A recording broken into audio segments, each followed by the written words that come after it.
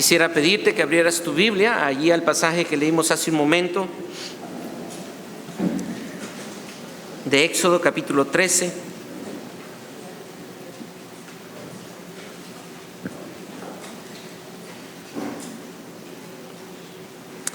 Y voy a leer del versículo 8 al versículo 10 y del versículo 20 al versículo 22. Éxodo capítulo 13, versículos del 8 al 10 y los versículos del 20 al 22.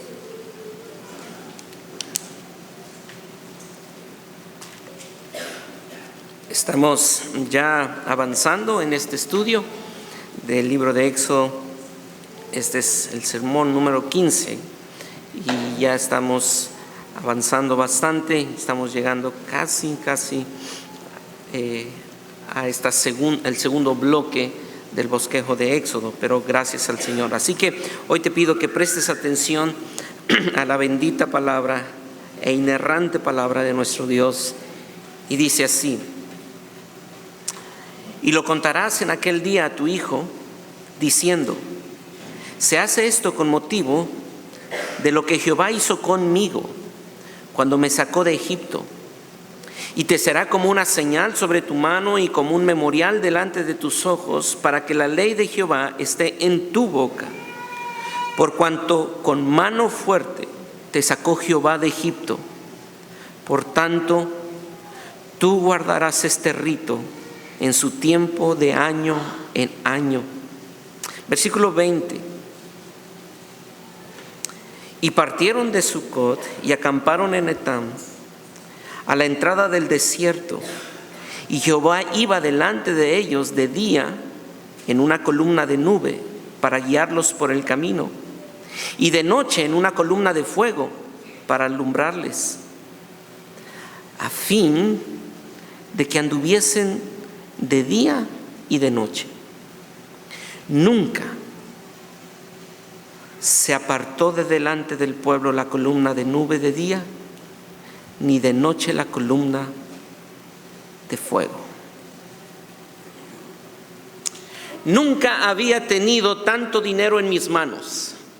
¿Alguna vez has escuchado esa expresión? O quizá tú mismo la has dicho. Esto es lo que estaba pasando en la vida de los hebreos. Sus manos ahora mismo están llenas de todos los tesoros de los egipcios. Sus maletas están ya hechas para salir de esta tierra. Esta tierra que les recuerda el dolor y la agonía de la esclavitud.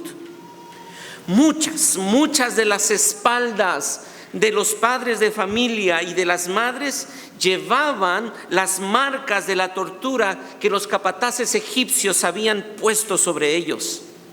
Pero ahora es tiempo de salir.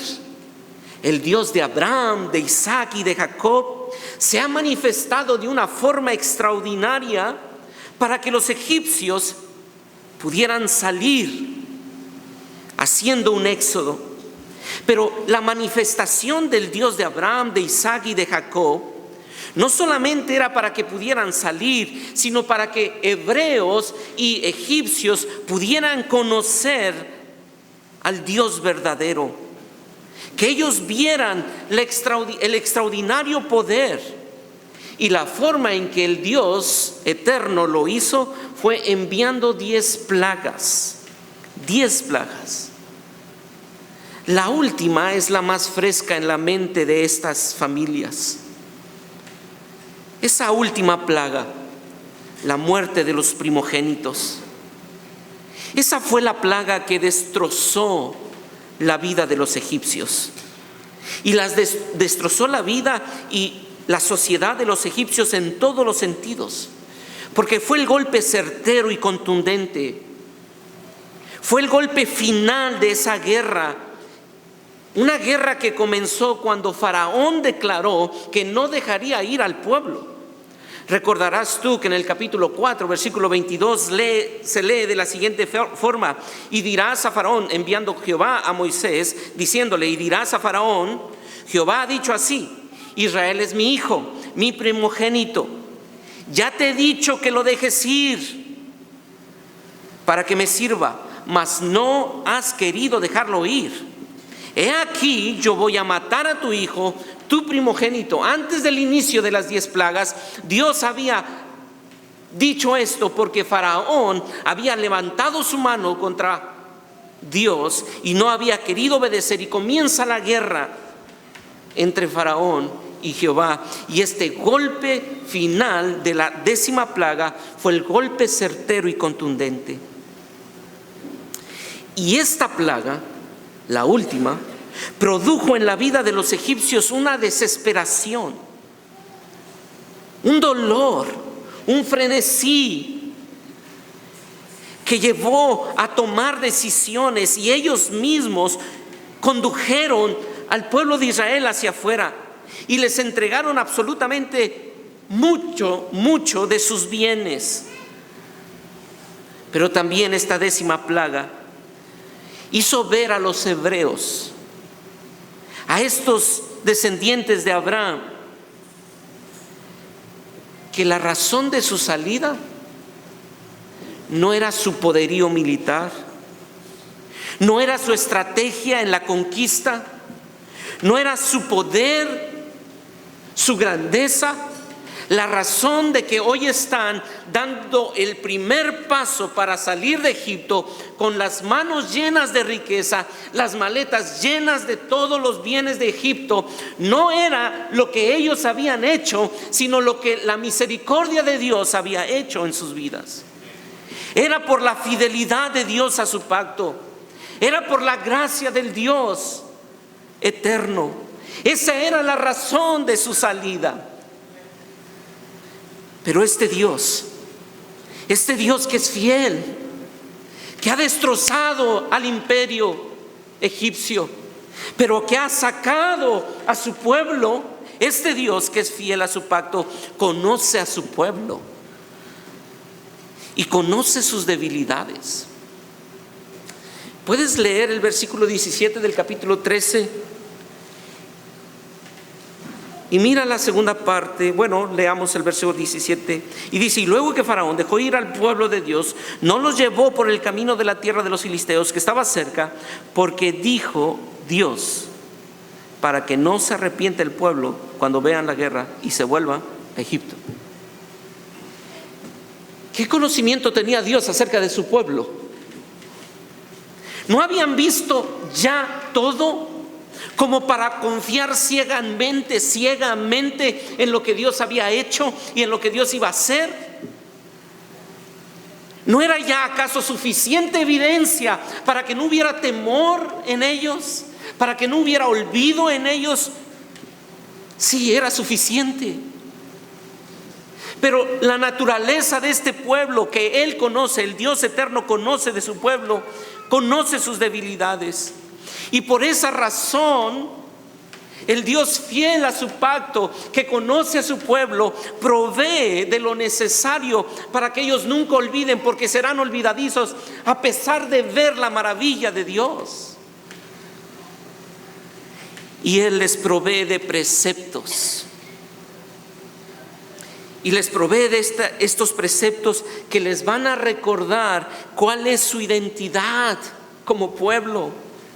Y les provee de su presencia, como lo vemos en los versículos 20 en adelante, su presencia fiel para que sean preservados y santificados.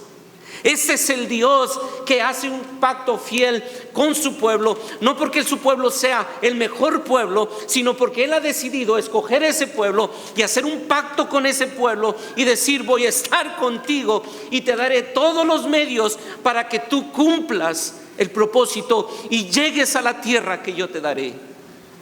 Qué glorioso Dios tiene el pueblo de Israel, pero qué glorioso Dios tienes tú. Un Dios que se ha manifestado de una forma mucho más extraordinaria que lo que vieron los hebreos, como lo veremos en un momento. Y sabes, hoy quisiera pedirte que pensaras que Dios ha provisto los preceptos para que recordemos su fidelidad. Y porque Dios ha provisto de preceptos que nos recuerdan su fidelidad, tú y yo debemos disfrutarlos. Los preceptos de Dios no son losa pesada que tienes que cargar. Es el deleite de tu vida. Es el gozo de tu vida. Es el bien mayor que tú puedas tener. Y hoy quiero animarte a que pienses eso. Dios te ha provisto de preceptos que te recuerden su fidelidad, y por eso tú debes disfrutarlos. Ubiquemos por un momento esta porción en la línea de tiempo de la historia del Éxodo, capítulo 13. Y cuando vamos al capítulo 13, inmediatamente lo tenemos que contextualizar con el capítulo anterior, el capítulo 12. Y en estos últimos capítulos nosotros vemos una mezcla de estilos literarios. En algunas porciones nosotros vemos son prescripciones que Dios da a través de Moisés al pueblo, y son instrucciones precisas. Y en otras porciones encontramos narrativas, que son esas partes emocionantes que nos captan la atención. Bueno, pues la última narrativa que nosotros encontramos en este contexto la encontramos en el capítulo 12, versículo del 33 al 39. Después de eso encontramos prescripciones. Pero lo que encontramos en el versículo 33 al 39 del capítulo 12 es que dejamos al pueblo siendo apresurados por los egipcios para salir de esa tierra, y ellos parten de allí. Salen más de 600,000 personas hebreas. Pero es interesante que en el verso 38 del capítulo 12 no solamente salen 600,000 personas hebreas, salen también una multitud de ¿qué? De toda clase de gentes. No solamente hebreos, sino toda clase de gentes. Y esto es muy interesante porque Moisés quiere dejarnos claro que hace 430 años atrás llegaron 70 personas a Egipto. Y hoy, 430 años después, están saliendo más de 600,000 personas, 600,000 hombres, más mujeres, niños y toda clase de personas.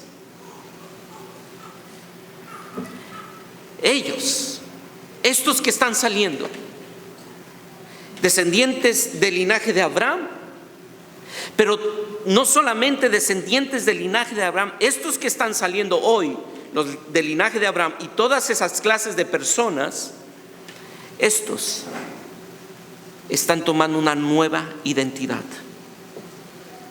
Estos están saliendo de Egipto, entraron como 70 personas y ahora están saliendo como una nación, 430 años después. Un pueblo numeroso, conformado por hombres y mujeres que no solamente son descendientes de Abraham, muchos de ellos son parte de esta nación de Israel porque confiaron en la promesa de Dios y sacrificaron ese cordero pascual esa noche del juicio de Dios sobre Egipto, y creyeron en él y dijeron: yo también marco el dintel de mi puerta. Cada uno de ellos que están a punto de salir van a recibir un imperativo de parte de Dios. Esta instrucción es dada, estos preceptos de los que estamos hablando son dados antes de entrar a la tierra prometida. Aún no han entrado a la tierra prometida, pero son dados antes de entrar a la tierra prometida, para que ellos recuerden, como son tan olvidadizos, y Dios conoce a su pueblo, antes de que entres a esa tierra prometida, yo te quiero recordar y quiero establecer un precepto para que tú recuerdes lo que pasó en esa última plaga. Que tú recuerdes que la muerte era evidente y era real para tu vida, que tú deberías estar muerto hoy, Pero por la muerte de un cordero pascual, hoy tú estás a punto de salir con tus manos llenas. Y recuerdes que la razón de tu salida no es tu capacidad, sino la gracia y la fidelidad de Dios. Así que antes de llegar a la tierra prometida, a esa tierra de Canaán donde fluye la leche y la miel, establezco un precepto para que tú recuerdes. Y ese es el primer punto. Él establece sus preceptos para que recordemos. Y solamente serán 2 puntos. Él establece sus preceptos para que recordemos, y el segundo, Él establece su presencia para que confiemos. Él establece sus preceptos para que le recordemos. ¿Cuáles son los preceptos? Después de estar ya allí con las manos llenas, los bolsillos llenos, listos para salir, Dios les dice cuáles serían los preceptos y les recuerda estos preceptos. Hay 3 preceptos. 2 de ellos los encontramos en el capítulo 12. La Pascua y la fiesta de los panes sin levadura. Ahora, estos 2 preceptos tienen como propósito definir la identidad del pueblo de Israel. Quisiera que pensaras en esto. Estos preceptos tienen un propósito. Acompáñame a ver el capítulo 12, versículo 1 y 2. Habló Jehová a Moisés y a Aarón en la tierra de Egipto diciendo: este mes os será principio de los meses. ¿Para quién? Ok, estás en una tierra, en esta tierra de los egipcios. Ellos tienen una forma de medir el tiempo. Ellos tienen sus leyes. Ellos tienen ya una cultura. Ahora, tú, pueblo judío, para ti, a partir de esta fiesta de los panes sin levadura, comenzará tu identidad. Ahora, para ti, este es el principio de los meses. No importa qué dice la cultura egipcia, para ti, a partir de la fiesta de los panes y de levadura, comienza el inicio del tiempo. Así que los ritos o estos preceptos son definitorios para la identidad de Israel. Son lo que definen a Israel. La Pascua, la fiesta de los panes sin levadura.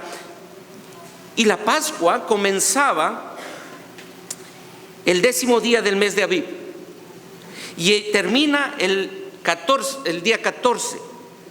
La fiesta de los panes sin levadura comienza el día 14 y termina en el día 21 del primer mes. El día clave para ambas fiestas, ¿cuál era? El día 14. Ahí se unían las 2 fiestas. Y las 2 fiestas se celebran ese mismo día para que cada uno de ellos, de los que están celebrando esa fiesta, recuerden el significado. ¿Y qué es el significado de cada una de esas fiestas? La Pascua nos recuerda que Dios nos libró de la muerte. Y el pan sin levadura, la fiesta de los panes sin levadura, nos recuerda que Dios nos sacó de la esclavitud. Esto es nuestra identidad. Fuimos redimidos. Fuimos redimidos. No fue por nosotros mismos. Alguien nos sacó, alguien nos compró, alguien nos libró de la esclavitud. Esa es tu identidad, pueblo de Israel. No eres fuerte por ti mismo. Es porque alguien te escogió, te libró y ahora te está dando una identidad. Y por esa razón, tú necesitas consagrar a tus primogénitos. Porque la fortaleza de la nación está precisamente en su descendencia. Y Dios le dijo a Faraón: si tú no quieres dejar a mi primogénito, yo voy a destruir a tu primogénito. Y por eso Israel tiene que decir: no somos fuertes por nuestra descendencia, sino porque Él nos ha redimido, y nuestros primogénitos no son nuestros, son de Él. Así que todos estos preceptos están conectados con el propósito. ¿Y cuál es el propósito? Decirles a este pueblo quiénes son. Son un pueblo escogido, redimido, librado de la esclavitud por gracia de Él. En 6 ocasiones, ahora vayamos al capítulo 13 y vea conmigo rápidamente el capítulo 13. En 6 ocasiones se establece que estos preceptos serán una señal, una memoria o un memorial. Versículo 3, versículo 8, versículo 9, versículo 14, versículo 16. Se establece por qué están pasando estos preceptos, por qué Dios quiere estos preceptos, para que recuerdes, para que lo tengas en un memorial. Porque al entrar a la tierra prometida, ¿sabes cuál sería la tendencia de ese corazón? Cuando vayamos entrando y avanzando más en Éxodo, te darás cuenta que el corazón del pueblo de Israel es a sentir que es por ellos que han logrado tener lo que han conquistado. Esa es la tendencia del corazón del ser humano. Y por eso necesitan recordar. Necesitan recordar que unas cuantas horas antes los primogénitos de cada familia debían morir, pero un cordero muere en lugar de ellos. Y como resultado de esa muerte de ese cordero, Israel es librado. Es notorio que Israel fue librado por una muerte sustitutiva. No porque ellos pudieron conquistar la gracia de Dios, no, sino porque un cordero fue su sustituto. Ahora este pueblo tiene que recordar que han sido librados porque ha muerto un cordero. Esa muerte del cordero los libró de las obligaciones antiguas de su vida pasada. Allí tienes que recordar que en esa noche de la Pascua, allí tu identidad cambió. Ese día cuando el cordero murió, tu identidad dejó de ser esclava y ahora naces como nación. Ya no eres más esclavo. Recuerda eso, no eres más esclavo, eres libre por la muerte de un cordero. La muerte de un cordero, no por ti. Tú merecías el juicio de Dios, pero la muerte del cordero fue tu sustituto. Y antes eras esclavo, pero ahora eres libre como nación. Y es por la consagración de los primogénitos que ahora eso va a quedar grabado en la mente de los hebreos. Y por eso le dice en el capítulo 13, versículo 1 y 2, Jehová habló a Moisés diciendo: conságrame todo primogénito. Debes recordar que por la muerte del cordero, ahora tu nación es libre y tienes identidad. Hermano, el antiguo Israel murió en la Pascua. Ya no pertenecen más a Egipto. Ahora pertenecen al Dios eterno. Y esta pertenencia fue marcada simbólicamente con el primogénito de todo varón israelita y con el primogénito de todo animal. Ya no nos pertenecemos, le pertenecemos a Él. Pero la Pascua, ese cordero de Éxodo, es un símbolo. Porque los israelitas sí fueron librados de la esclavitud, pero solamente fueron librados de la esclavitud de Egipto. Ellos no fueron librados de la esclavitud del pecado. Fueron salvados de la muerte, sí, pero solamente de la muerte física. no fueron salvados de la muerte eterna. La muerte del Cordero trajo vida, pero no una vida para siempre. Así que la Pascua solamente es un símbolo. ¿Un símbolo de qué? De una realidad. ¿Y cuál es la realidad? Cristo Jesús es el Cordero Pascual. Él verdaderamente nos hace libres, porque dice Juan capítulo 8: y conoceréis la verdad, y la verdad os hará libres, y si el Hijo os libertare, verdaderamente seréis libres. Él es el que da libertad, no una libertad política, una libertad espiritual de la esclavitud del pecado. Él es nuestro Cordero Pascual, quien murió en nuestro lugar. Él es el cumplimiento de la promesa hecha en la Pascua. El primogénito de los hebreos fue librado porque el primogénito del Santo Dios fue crucificado. Déjenme decirlo nuevamente. El primogénito de los hebreos fue librado porque el primogénito del Santo Dios fue crucificado. Cristo es el primogénito entre los muertos. Pablo lo dice en Colosenses 1:18. Él es el primogénito. Él es el hijo de Adán que murió y fue resucitado como el primogénito de una nueva humanidad, de una nueva identidad. Todos los que estamos en Cristo mediante la fe hemos muerto. Hemos dejado nuestra identidad pasada. Antes éramos esclavos del pecado, sujetos a vanidad. Pero cuando Cristo resplandeció frente a nuestros ojos, fuimos libres, libres del poder del pecado. Ya no hay condenación, ya no hay poder, porque ahora no hay condenación para los que están, Romanos 8:1, en Cristo. Los que han puesto la sangre de Cristo sobre sí, la muerte no llega a su vida, la muerte eterna. Así que el libro de Éxodo establece el patrón de la redención a través del sacrificio. Y ese patrón se cumple fielmente y completamente en Cristo. Así que, mi hermano, déjame avanzar en unas aplicaciones y decirte que tu identidad está basada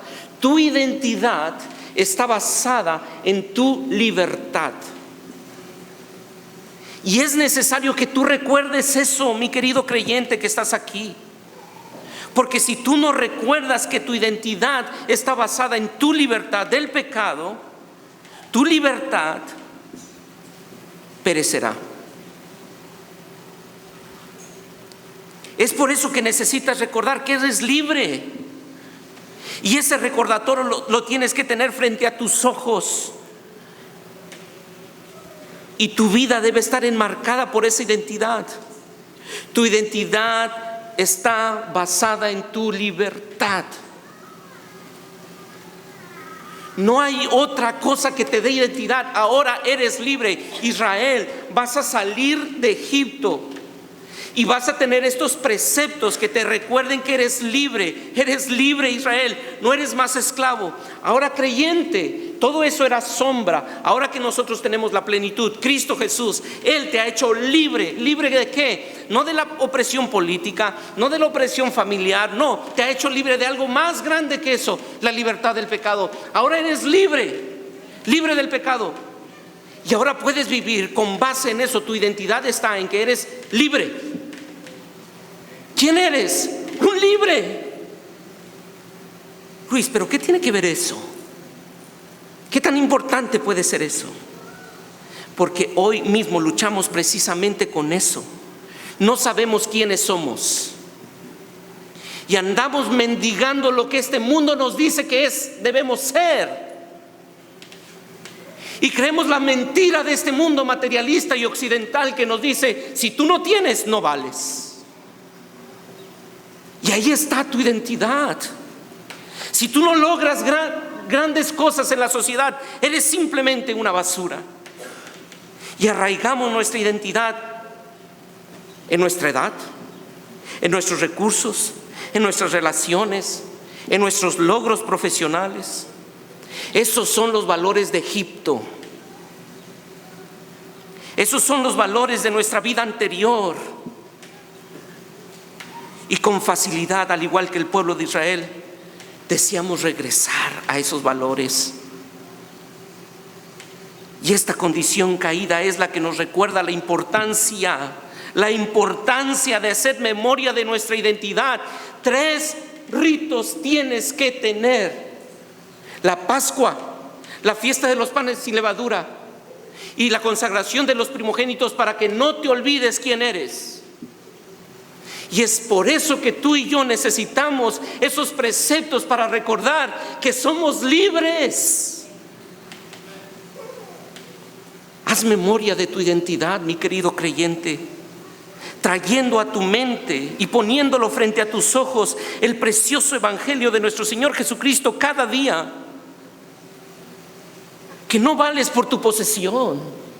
Eso que tú y yo cantaremos en un momento, no valemos por nuestra posición ni por nuestra posesión.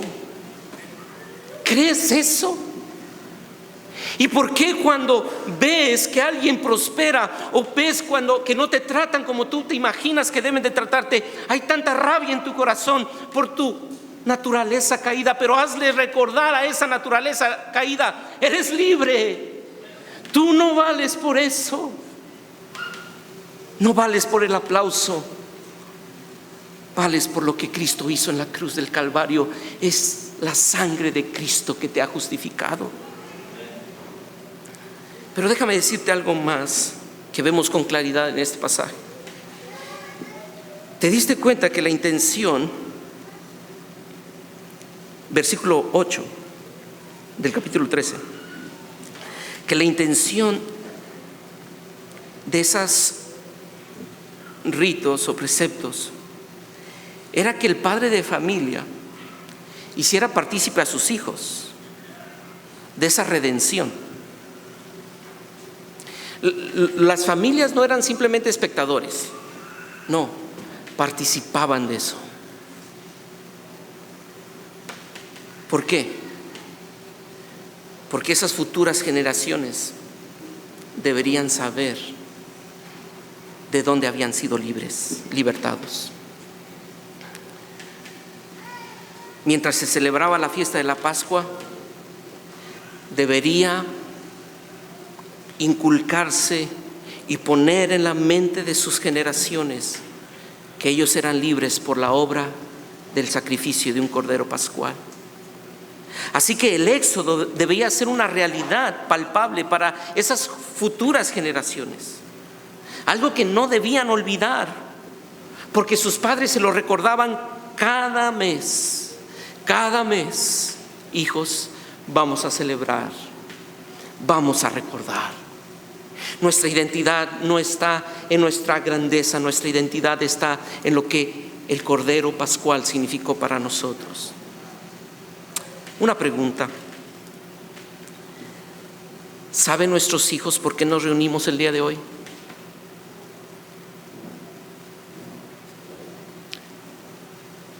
Ellos han visto cómo Dios te sacó de la tierra de la esclavitud y ven ahora la libertad que tienes en Cristo. Ellos ven tu gozo en la salvación y en la redención. Ellos ven cómo te emocionas y dices: soy libre, libre. ¿O observan más tu actitud de queja por la falta de agua?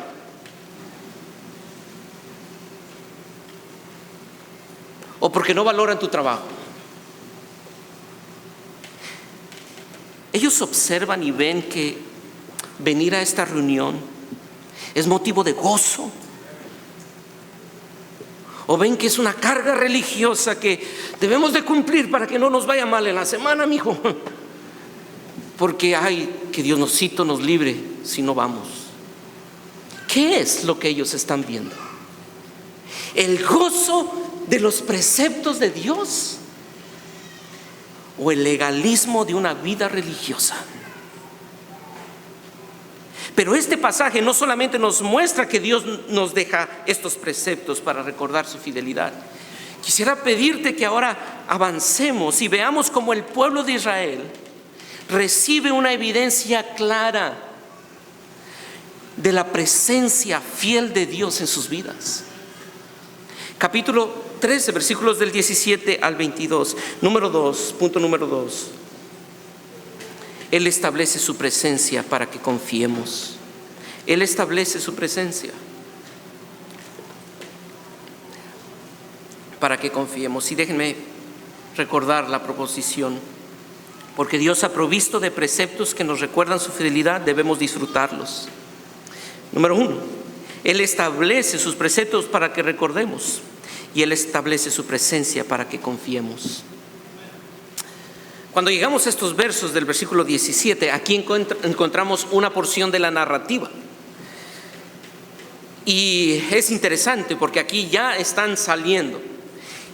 Y Moisés nos describe esta narración diciendo que Faraón deja salir al pueblo, pero inmediatamente nosotros encontramos algo que nos llama la atención. De hecho, en la segunda línea, por lo menos de la impresión de mi Biblia que tengo aquí en la Reina Valera, en la segunda línea dice: Dios no los llevó por el camino de la tierra de los filisteos. Y la narración empieza inmediatamente con un conflicto. Ok, Dios los saca y van a la tierra prometida.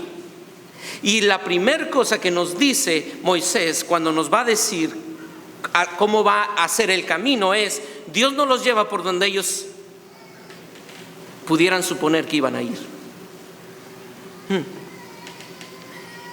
Y esto es interesante porque nos muestra que la salida y el camino hacia la tierra prometida no es una salida planeada y dirigida por el hombre.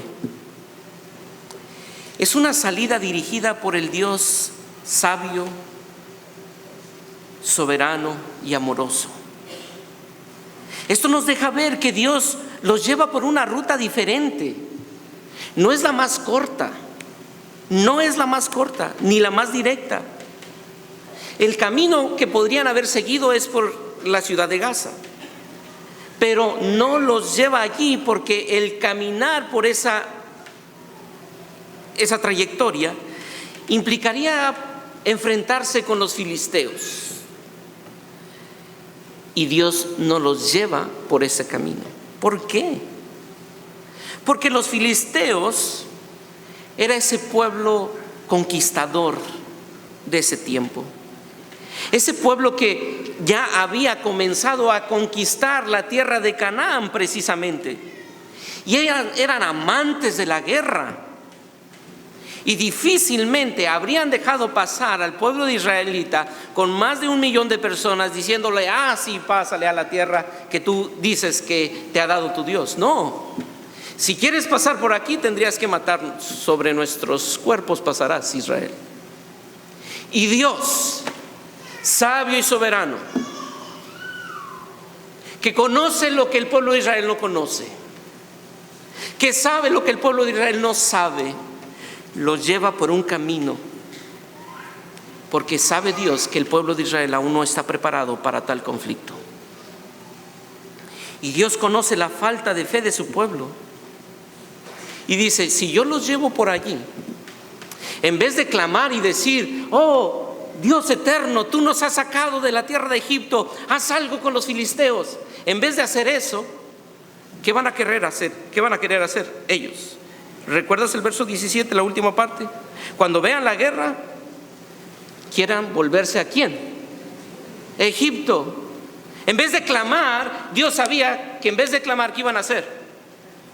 ¿Y por qué decimos eso? Pues porque nosotros lo vemos en el capítulo 14, versículos 10 y 11. Estos están diciendo: ¿qué acaso no había sepulcros en Egipto para que nos sacaras y nos trajeras a morir en un mar? Así era el pueblo, y Dios conoce a su pueblo. y por eso los lleva por otra ruta. Y sabes, en muchas ocasiones el camino más largo es el mejor camino.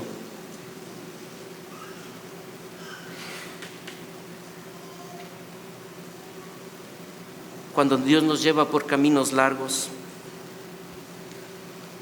son los medios que Él está usando para fortalecer nuestra fe, para santificarnos. Tú puedes confiar en que tu vida y tu camino hacia la tierra prometida no está diseñado por ti, no está en las manos de un gobierno, no está en las manos de grandes empresarios. No, tu vida y mi vida está en las manos de un Dios sabio, soberano y amoroso, que tú puedes confiar.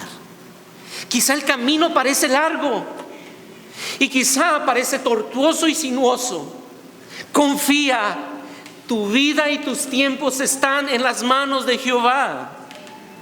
No están en tus manos. Yo hoy quiero animar tu corazón a ver cómo esto fortalece tu confianza en el Señor. Es una forma en la que Dios continuamente tratará con su pueblo. Dios tiene un plan. Dios tiene un plan para cada paso de nuestro andar.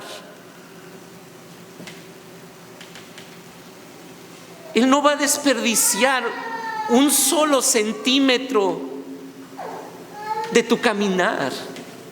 Él lo ha planeado para tu bien, y tu bien es que tú seas más a la imagen de Cristo. Quizá es el camino del sufrimiento, quizá es el camino de la inestabilidad, pero Dios está usando todo eso para tu santificación. Recuerda lo que Santiago dice en el capítulo 1, versículos 2 en adelante. Hermanos míos, tened por sumo gozo cuando os halléis en diversas pruebas, sabiendo que la prueba de vuestra fe produce paciencia. Mas tenga la paciencia su obra completa, para que seáis perfectos y cabales, sin que os falte cosa alguna. Hermanos, ten por sumo gozo cuando estés pasando por pruebas. Luis, eso es una tontería. Estás diciendo algo que no es común. Eso no es real. No te olvides, ya no eres esclavo, eres libre. Y por tu libertad ahora puedes ver el sufrimiento no como un castigo de Dios, sino como un bien de Dios. Tu naturaleza caída te dice: Dios está enojado contigo. Es culpa de todo mundo. Es culpa de tu esposo, es culpa de tu hija, es culpa de tus hijos, es culpa de tus nietos, es culpa del partido político, etcétera, etcétera, etcétera. No, hay un Dios que está determinando todo esto para el bien mío.